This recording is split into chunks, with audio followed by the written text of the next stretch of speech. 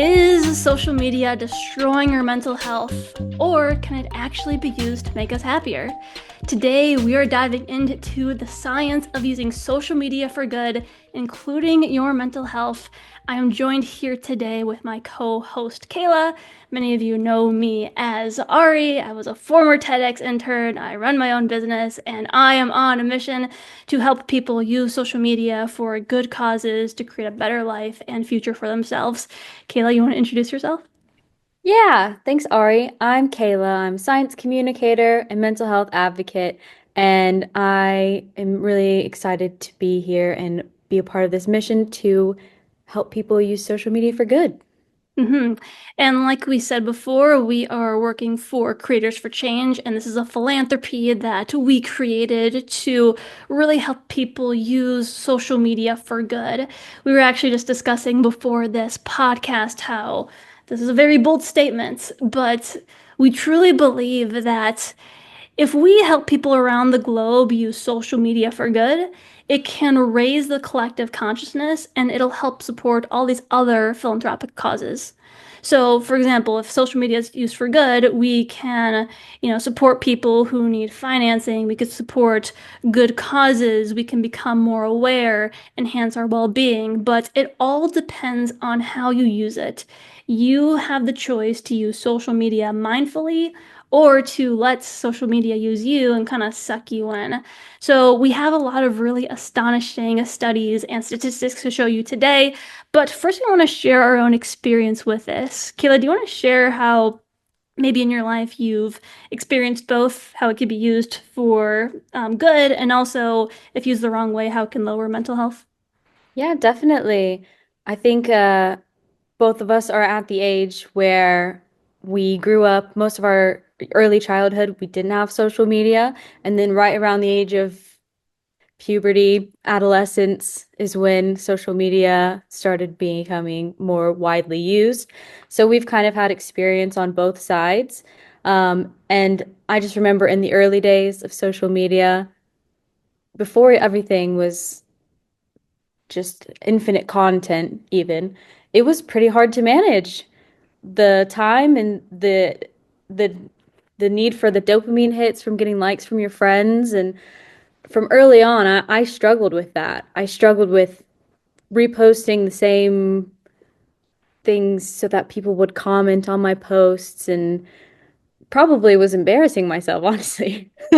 But that early struggle with social media and just craving people's comments and likes kind of made me step back after a couple of years of using it poorly.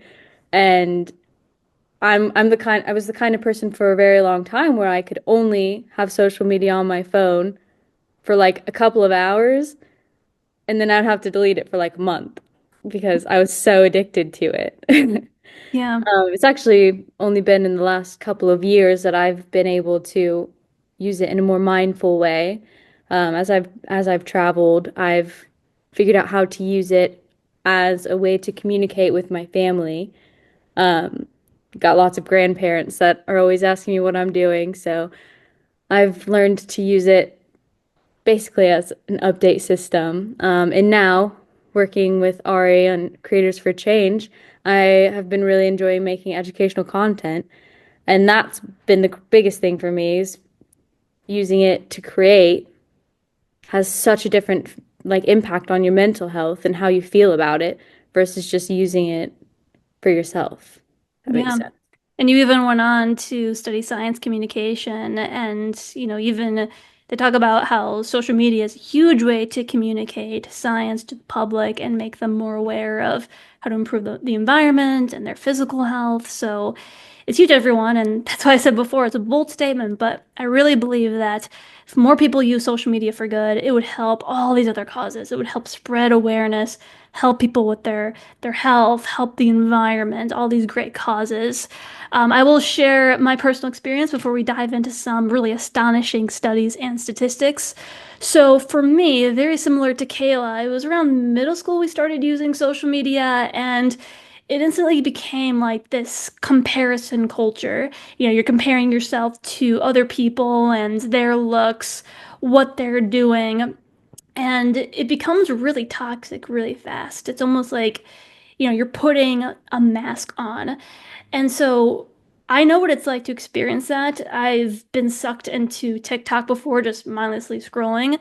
And in those moments, it's important to be mindful and to catch yourself, because that's the dark side of social media.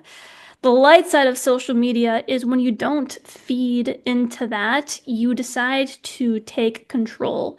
So you can actually take control of the algorithm. You can tell it which content that you like. And it was when I was living abroad in Australia, actually, when I started really getting into mindful content. I started watching meditation videos and just videos about breath work, how to improve your mentality. And that really shifted my life. Like, it was like I felt like a zombie before, kind of just going through the walks of life, not really awake. But when I went through that, I was like much more aware, much more mindful. So it's important though when you're taking in the social media to not just like take it in, but to take in a little bit, put the phone down, and actually start to implement some of what you learned. So that's my experience with it. So, Kayla, let's talk about the science of social media now. So, let's discuss the good and the bad, some of the benefits and the drawbacks. Do you want to share some of the stats that you found about the negative impacts of social media? For sure. There are loads of studies that link excessive social media use to negative mental health impacts such as anxiety, depression, sleep disruption, because it truly is addicting. Um, and there's a lot of depending on the social media platform that you spend most of your time on, they all have different pros and cons, but Instagram, for example, leads to negative self-image because let's face it, it's just a highlight reel. And it's humans, we just have this natural tendency to compare ourselves to others.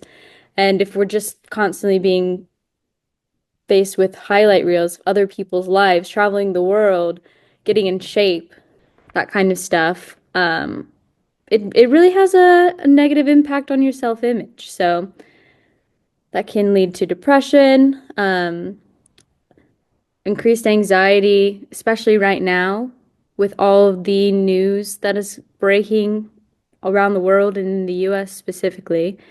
If you're on a platform like Twitter, I mean X, you're kind of just being barraged with that negative political drama that's going on right now, and it can actually lead to forms of PTSD.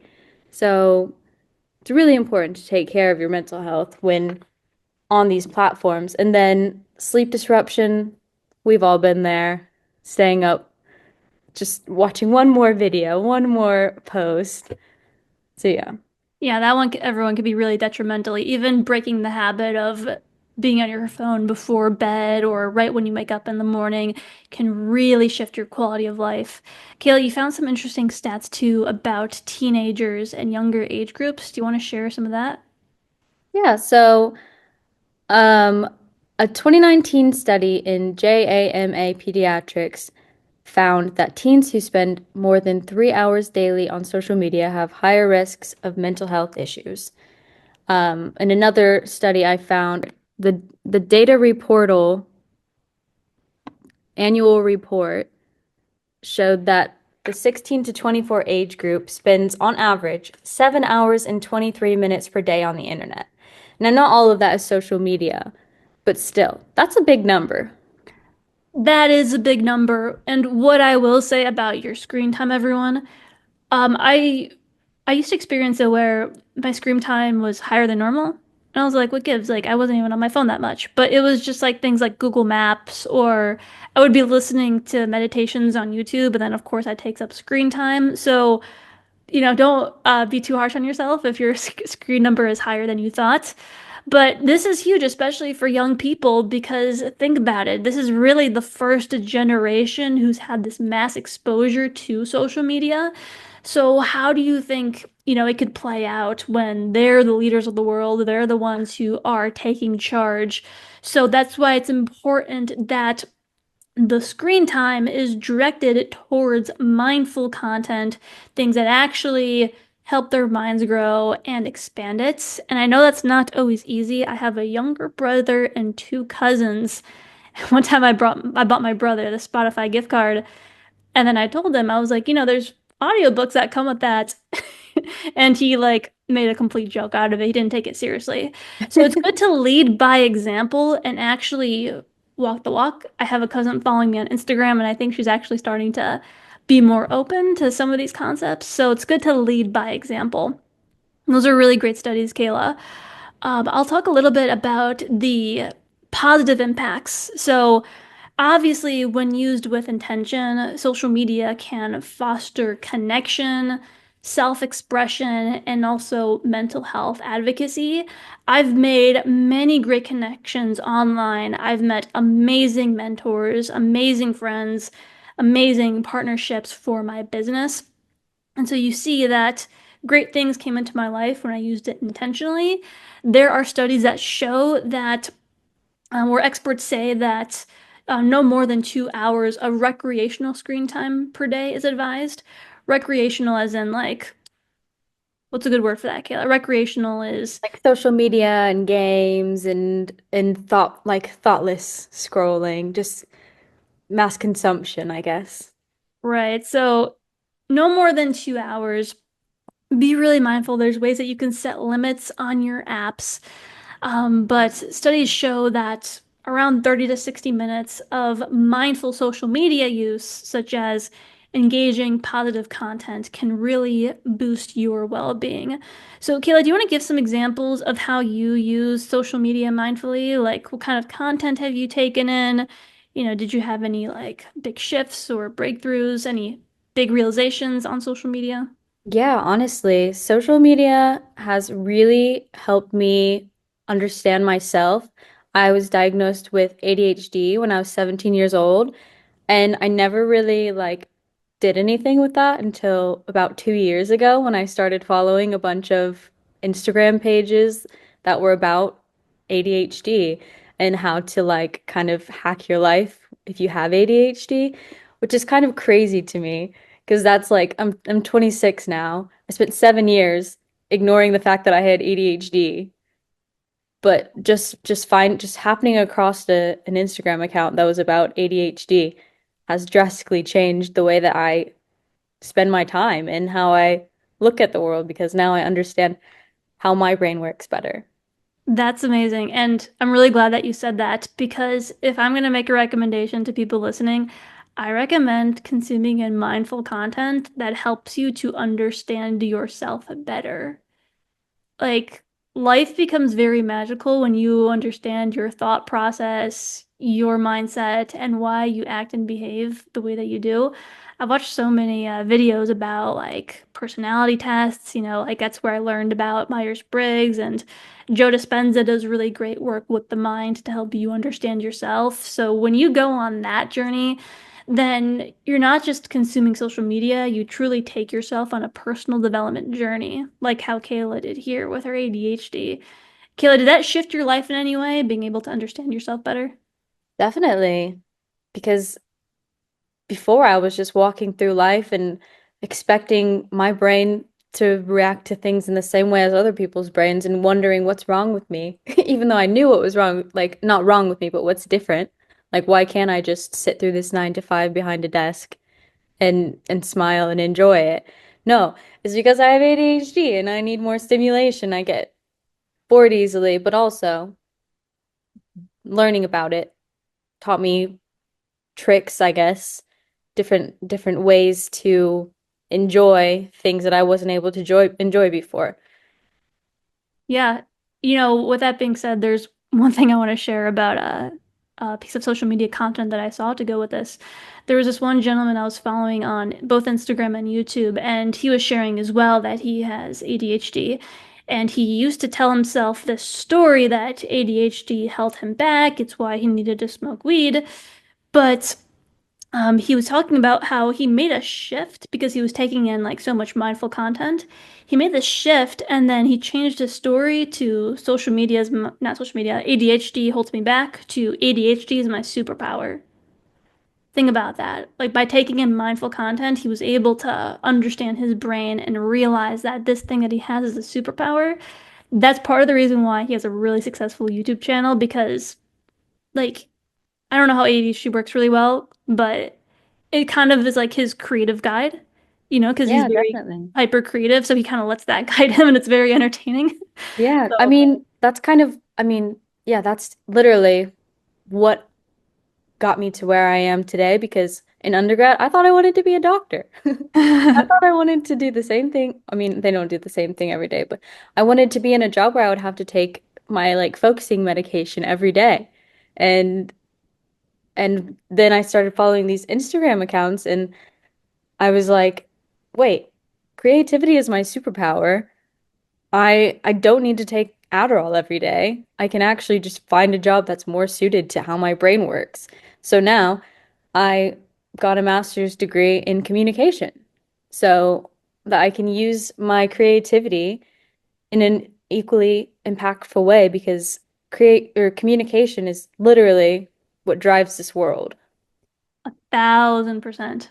I love that you said that. And, for the people listening, this is Kayla's journey, Kayla's story.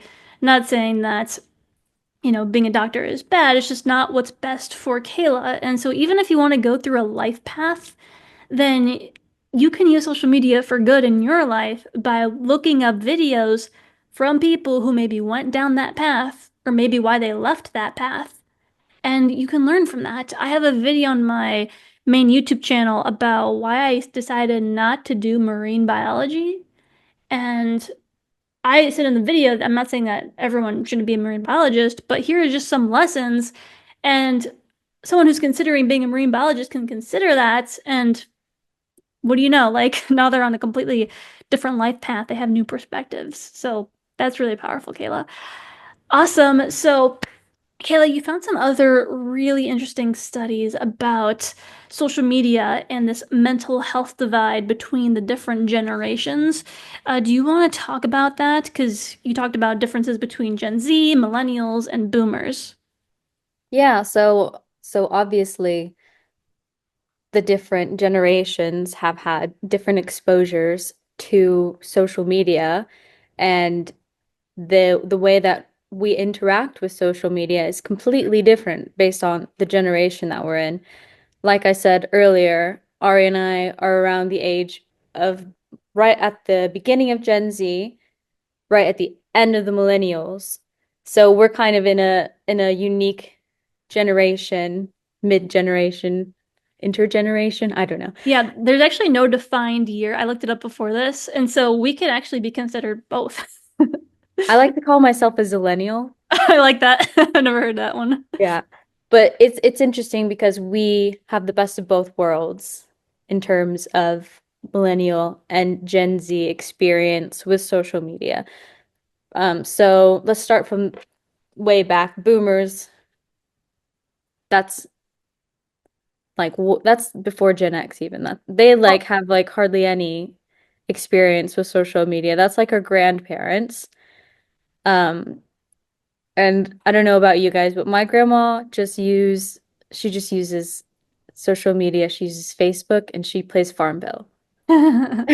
So they don't really they like to see what their grandkids are up to. They like to see what people are up to. But they're the only ones that are pretty much using social media in an only beneficial way. Right, and everyone, these are just generalizations based on our studies. There's always outliers. Right, of But go ahead, course. Kale. Mhm. And then there's the millennials. Millennials are mainly using social media for brand building. I mean, the top use for everybody using social media is actually to find educational content, Yeah. which is pretty interesting. I don't think that that's super obvious to everyone. It surely took me by surprise when I first found out about that, especially because so much of what we see on social media might not be completely true, and a lot of people don't necessarily fact check everything that they're taking in. Can't even begin to count the number of times a friend has started a story with, "Oh, I saw this on social media." Mhm. they were trying to like give me like some research, and I was like, what are you talking about?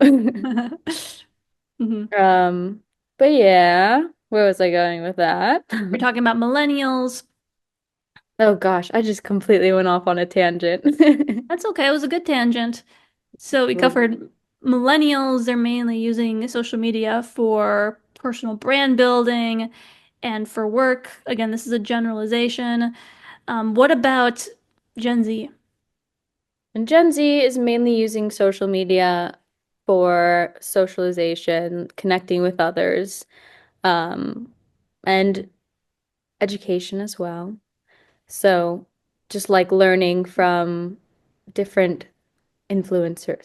The thing about the younger you go on the generational scale, the more the more you're following people for aspirational purposes versus relational purposes. So that's the main difference, I think, between the generations. Like boomers, they're just trying to connect with family. Millennials, a little bit of both, a little bit of a lot of brand building.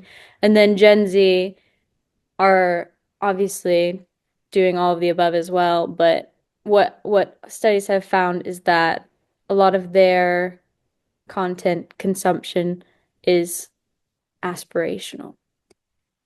Right. So it was interesting because these younger groups we found, they are experiencing the most anxiety because, as Kayla said, they're mainly using social media for being social, but a lot of that just comes with taking in mindless content. So content that doesn't really expand their mind. So this is where we hit the danger zone. Not all Gen Z, but that's what we really want to be mindful of. That's the shift that we want to make.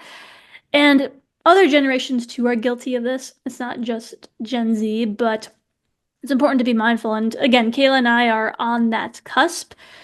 So we have experienced the dark side and then also obviously brand building like we're doing right now, putting out good content. So again, everyone, we don't want to tell you that there's a right way to use social media. We don't want to tell you that you have to build a brand or you have to take in a specific type of content, like how I like meditations. No, but you want to find what's right for you and your lifestyle and the life that you're really creating for yourself. So yeah, it's good to know the generalization of the different generations so that you can just see the big picture. But now let's talk about different practical strategies for a healthier social media experience. So, Kayla, what are some tips that we can give to people? We've got four main tips for you guys today. The first tip is to curate your feed. So pay careful attention to the people that you're following, to the pages that you're following, and unfollow anybody that makes you not feel good about yourself. Because why would we want to put ourselves through that? There's enough going on. And you can also follow Creators for Change. Wink, wink. That'll make your feed very nice. Follow us on Instagram, follow us on YouTube. Back to our scheduled programming. Go ahead, Kayla. And yeah, so like examples of people that you'd want to follow are people that are uplifting, educational, and motivate you. Our second strategy is to set boundaries. This one is huge. Using screen time limits to keep yourself in check, basically. Turning off notifications so that you're not just drawn to it constantly. And taking digital detoxes is really important as well. Our third strategy is to engage and not just consume. And this strategy is what has really been a game changer for me. Commenting, creating, and connecting rather than just mindlessly scrolling and consuming has a huge impact on the control you feel over the social media that you're using. Mhm. And then our fourth strategy is to use social media for education, therapy, and community, kind of like what I mentioned earlier. I found a community of people with ADHD, and that's like really helped me understand myself, and I've made some friends through it actually. So so finding a community that you resonate with is super important and really helpful on a grand picture scheme. Yeah, everyone, especially that last one is huge. And I'll just give a few tips for finding a great community for you. So, a few things. On Facebook, I really love Facebook groups because there's practically a community for everything. So, you could type in like different demographics. So, for example, on Facebook groups, I found a female entrepreneur group in San Diego. So, you could really get very niched. I know there's one called Outdoorsy Gals. And so, it's a bunch of girls who like the outdoors. And then, how does it work, Kayla? You could just find people in your city and meet up. Yeah, they've got like all these different subgroups Mhm.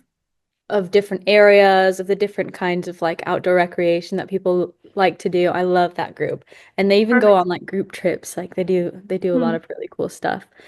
Always Um, always be safe, everyone. Don't always trust people on the internet. So good to meet people that you meet in groups. online in a public place. So just always be cautious, always follow your guts. But yeah, Facebook groups is really great. School is another great platform to find a community on. If you just watch YouTube videos, so for example, if you type in therapy content, then a lot of these established creators on YouTube have created memberships. I actually work with one who is a therapist, and she created a whole membership and community supporting people with their mental health. So just first, I would get clear on to what you want, what type of community you want to attract, and then I would start your search from there. That's so key. Like understand or knowing what you want to get out of social media versus Mhm. just like taking it all in. Because everybody's got different interests, you know. And Mhm. it's nice to be able to use social media to learn more about what actually interests you. Like for me, in the last couple of years, have really gotten into wildlife photography, and it's because of social media, partially, hugely, because I've found all these different groups and influencers that do this kind of photography, and it's really inspired me to pick up a camera myself and go out and do these kinds of things. Wow, that's amazing. Yeah, everyone, you can really discover a new passion, you can build a skill. That's why we do what we do, And I because learned how to crochet, that too. that is exactly why we do what it is that we do. We are here to help you be a creator for change of your own life and to take control of the driver's seat, follow your passions, and explore life because isn't that the whole point of us living is to not live a boring life, but to have it be fruitful. So let's talk about some actions, Kayla, that our viewers can take to make the most of their social media journey. So, how to make your social media a tool for mental wellness is to take action. First thing we recommend is to participate in our Happy Sticky Challenge. Hmm. If you haven't heard yet, to participate, you grab a sticky note, write down an affirmation that you want to hear, that you need to be reminded of, put it in a place that you'll see on a regular basis, and then take a picture, post it, and tag a few friends so that they get inspired to do the same. Hmm. Another thing that you can do to take action is to unfollow negativity and only follow creators who lift you up, including us. Um, and then lastly, you can join our upcoming mental health workshops that we'll be hosting. Yeah, so everyone on the Creators for Change website, there is more information about that, and you could put your name and email in to get notified when that launches. But yeah, everyone, just some final closing thoughts. As a reminder, social media is a tool, and you get to decide whether it helps you or it harms you. And also if you use it to help other people or to harm other people. There's a reason why we have creators in our name, Creators for Change. It's because you are a creator and you really get to decide the not just the reality in your own life, but that change that you wish to see in the world. So yeah, Kayla, do you have any last closing thoughts? Uh, my last closing thoughts are that social media is a tool and you decide whether it helps or harms you. And also, the world doesn't need more creators, it needs more creators for change. Heck yeah. Thank you everyone for watching and be sure to subscribe and stay tuned for our next episode next week. See you all then.